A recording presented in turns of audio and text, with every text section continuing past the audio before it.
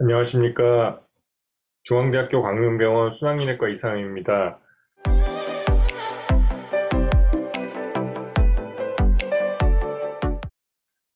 안정형합심증 환자에서 중추의 시술의 역할에 대해서 말씀드리고자 합니다.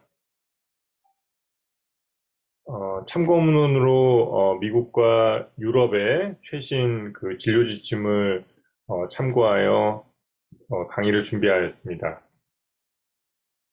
잘 아시는 것처럼 허혈성 심질환은 여러 가지 임상 표현을 나타내고 있습니다. 증상이 없는 그런 환자들부터 이제 급성 심근경색까지 다양한 그 클리니컬 프레젠테이션을 보이고 있는데요. 급성 심근경색증의 경우에는 잘 아시는 것처럼 약물 치료와 그 중재 시술을 통한 재관리를 시행하는 것 사이에 명확한 차이를 보입니다.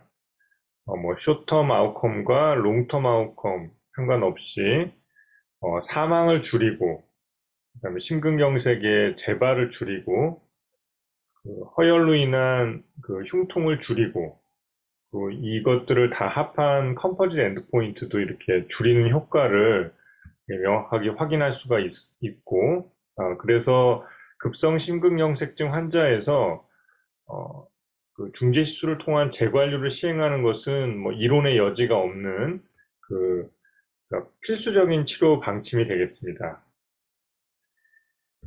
불안정 협심증을 포함해서 심근경색증과 합쳐서 저희가 급성 관상동맥 증후군이라고 부르는데, 요런 급성 관상동맥 증후군에서도, 물론 그 시기에 따라서 약간의 차이들은 있지만, 그 재관류를 그 중재시술을 통해서 시행했을 때 약물 치료만 시행한 군에 비해서 사망이나 심근경색증으로 인한 재발이나 이런 것, 그로 두 가지를 다 그 컴포지트한 엔드포인트를 줄이는 효과를 확인할 수 있어서 급성 관상동맥 증후군에서도 그 중재 시술의 역할은 확립되어 있습니다.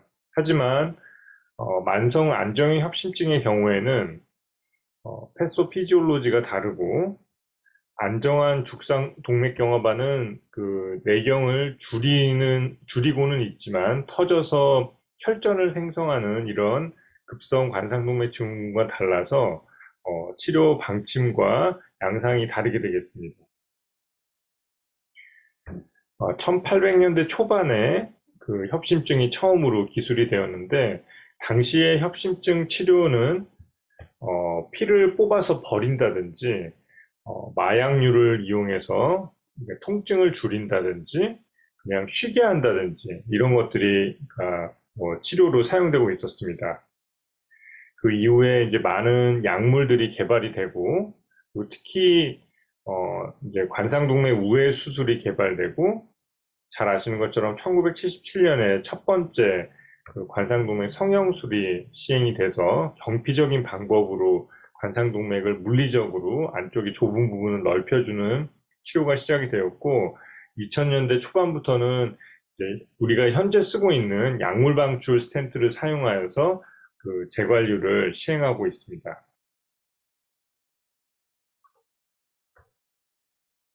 이제 미국의 통계긴 한데 잘 알려진 것처럼 그 만성 안정형 협심증 환자의 경우에 90%에서 약물 치료를 하고 있고 약 10% 정도에서만 재관류 치료를 그리고 이제 그 중에서도 한 7, 8% 정도가 이제 그 중재 시술을 이용한 그 병피적인 관상동맥 성형술과 스텐트 삽입술이 시행이 되고 있어서 대부분의 환자들이 약물 치료로 관리를 받고 있는 실정입니다.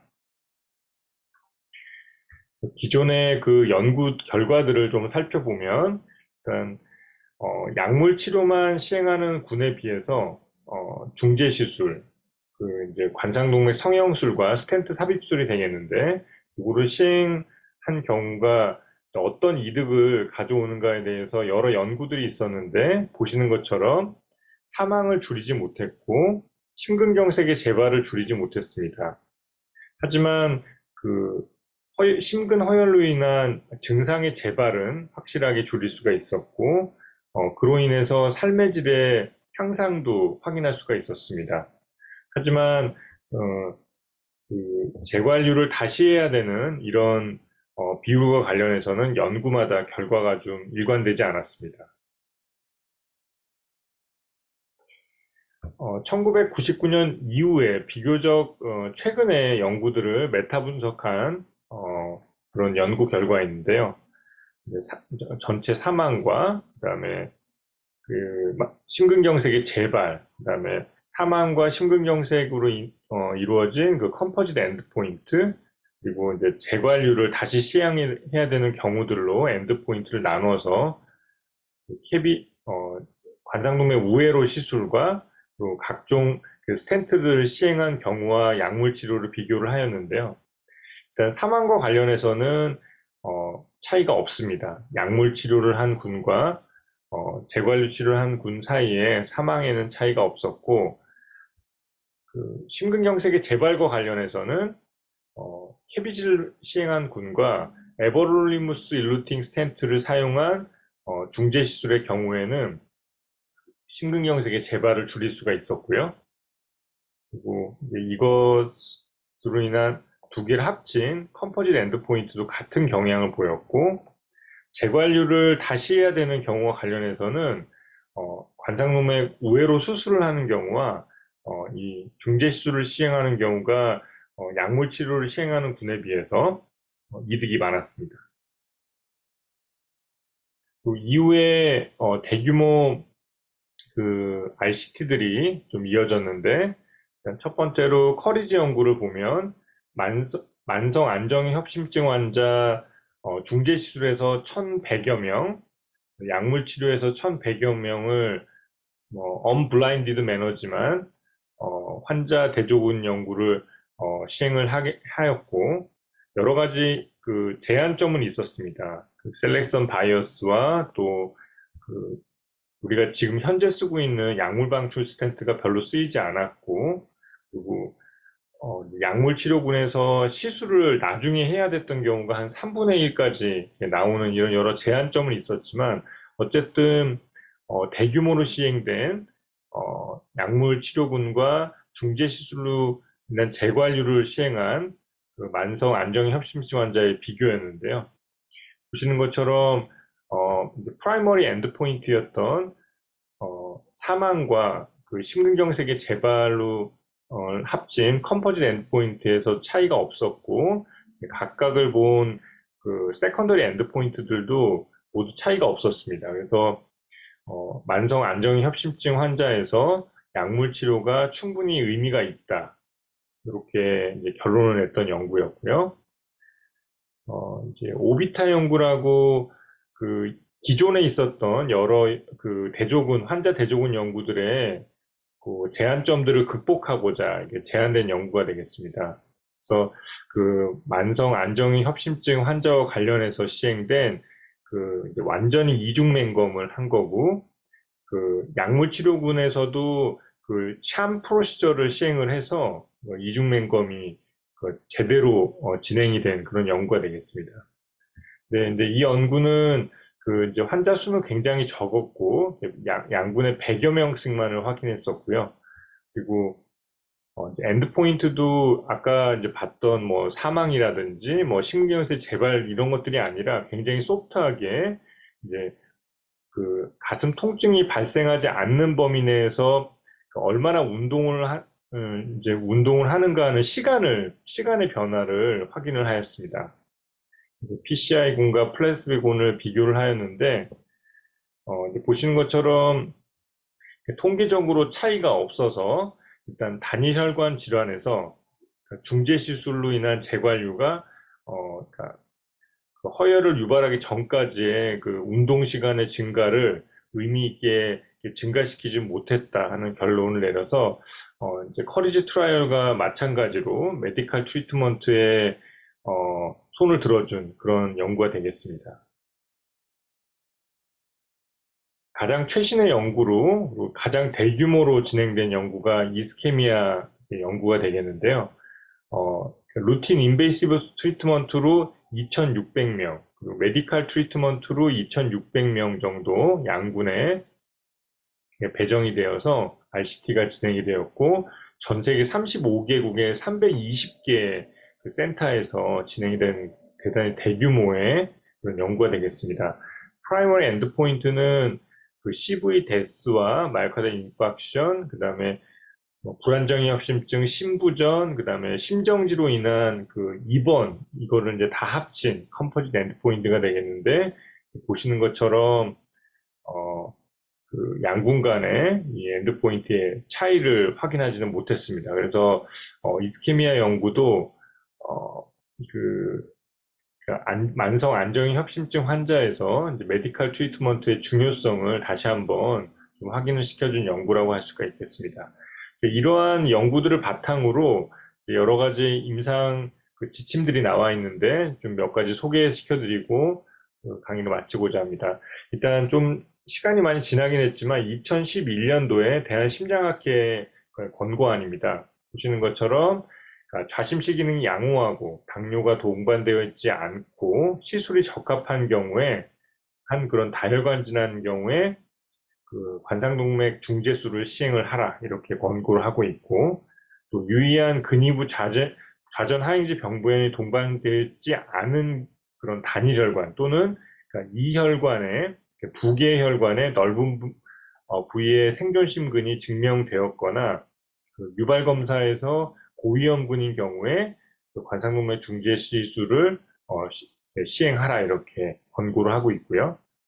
그리고 이제 관상동맥 중재술을 받은 경우에 그 빈침석 검사에서 넓은 부위에 생존심근이 증명된 그 반복적인 재협착이 있어서 관상동맥 이런 경우에 관상동맥 중재술을 시행하라고 권고를 하고 있습니다. 그리고 마지막으로 그 충분한 약물 치료에 반응이 없으면서 재관리 위험을 감수할 수 있는 경우에 있어서 또 관상동맥 중재 시술을 시행하라고 권고를 하고 있고요. 그리고 이제 하지 말라고 하는 경우들이 몇 가지가 있는데 유의한 근위부에 좌전하인지 병변이 동반되어 있지 않은 단일 또는 이혈관 질환인데 심근허혈과 연관성이 없을 것 같은 경한 증상, 또 충분한 약물 치료를 받지 않았고 또 유발 검사에서 생존 심근이 소량이거나 뚜렷하지 않은 그런 심근허혈을 보이는 경우에는 이제 그 관상동맥 중재 시술을 하지 말라고 되어 있고요. 그리고 이제 한 5, 60%의 좌주간 외의 혈관에서 그 유발 검사에도 뚜렷한 심근혈에 보이지 않을 때 또 시행하지 말라. 그리고 좌주간 병변의 경우에 50% 미만의 유의하지 않은 협착인 경우에도 관상동맥 중재 시술은 대상이 되지 않는다고 권고를 하고 있습니다. 유럽 학회의 2019년에 진료 지침을 보면 일단 그 만성 안정 협심증 환자에서 재관리 치료의 목적을 두 가지로 명확히 하고 있습니다. 이제 첫 번째는 증상 완화이고 여기에 이제 생존율의 증가가 있을 수도 있고 없을 수도 있다. 뭐 이렇게 기술을 하고 있고 알고리즘을 좀 따라가 보면 증상이 없는 경우에는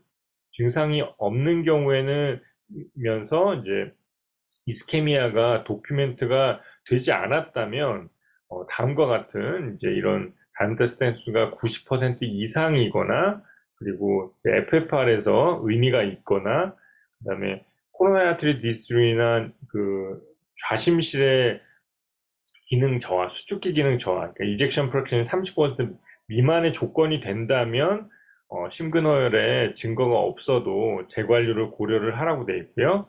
만약에 심근혈에 그 근거가 있다면 그러면 이제 이스케미아의 테리토리가 LV의 10%를 넘는다면 재관리를 고려하라 이렇게 되어 있고요. 만약에 증상이 있으면서 마이오카드 이스케미아가 여러 가지 검사로 증명이 되었다 그러면 당연히 재관리를 고려를 하는 것이고요.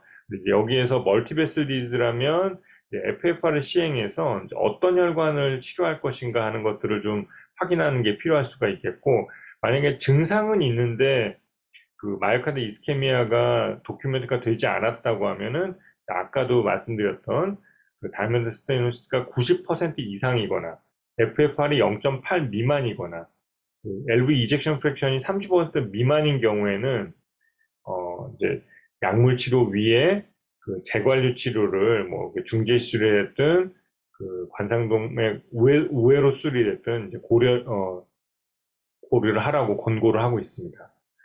그리고 2021년에 이제 미국 진료 지침을 보면 이것도 마찬가지 내용들입니다. 이제 스테이블한 그런 이스케미 하트 디지를 만나면 아까 크로닉 스테이블 안자이나와 같은 말이겠는데요. 일단 이제 두 가지로 나뉘는데 이게 증상을 호전시킬 목적으로 시술을 할 것이냐 아니면 이제 아나토미컬하게 그 서바이벌을 이제 호전시키기 위해서 아나토미컬한 그런 인디케이션을 사용할 것이냐를 양쪽을 이제 구분해서 생각을 해야 되고 이제 이스케믹 하트 디지가 있을 때 만약에 약물 치료를 했는데도 그 협심증이 계속된다, 증상이 계속된다고 하면 당연히 이제 재관리 치료의 대상이 될 거고요. 이건 이제 뭐 이론의 여지가 없을 거고, 만약에 증상이 명확하지 않다고 했을 때 첫 번째로 보는 건 랩트 메인 디지즈냐인 겁니다. 랩트 메인 디지즈라고 하면 이제 그 관상동맥 우회로 수술에 적합한 그런 환자인가를 보고 그렇다고 하면 이제 LV 이젝션 프랙션을 따져서 캐비지 시행을 고려를 하고 만약에 캐비지가 그 어렵다 그러면 이제 하드팀 디스커션을 통해서 PCI를 할 것이냐 약물 치료를 할 것이냐 결정을 해야 될 것이고요. 그리고 만약에 그 웹트 메인 디지가 이제 아니면서 그 멀티베슬 디지인 경우에 그 LV 이젝션 프랙션을 따져서 만약에 이젝션 프랙션이 그 50% 이상이고 트리플 베슬 디지라고 하면 캐비지나 PCI를 모두 시행할 수 있겠습니다. 요약하면 그 안정형 협심증은 기본적으로 약물 치료를 시행하는 그 질환입니다. 그리고 그 안정형 협심 환자에서 중재 시술을 통한 재관류는 사망과 심근경색 발생을 줄이지는 못하였는데 2세대 약물 방출 스텐트를 사용한 경우는 효과를 기대할 수가 있겠습니다. 안정형 협심증 환자에서 관상동맥 중재 시술을 통한 재관류의 목표는 첫째가 증상 개선이고 둘째가 예후 향상이 되겠습니다. 안정형 협심증 환자에서 중재 시술은 환자의 증상, 병변의 중증도, 위치, 좌심실 기능 등을 평가하여 적절한 환자에게 선택적으로 사용되어야 하겠습니다. 2022년 올해 그 다음 달인데요. 11월에 미국 심장학회에서 이스케미아 트라이얼의 익스텐디드 결과가 발표될 예정인데 그 결과가 기대되고 있습니다. 경청해 주셔서 감사합니다.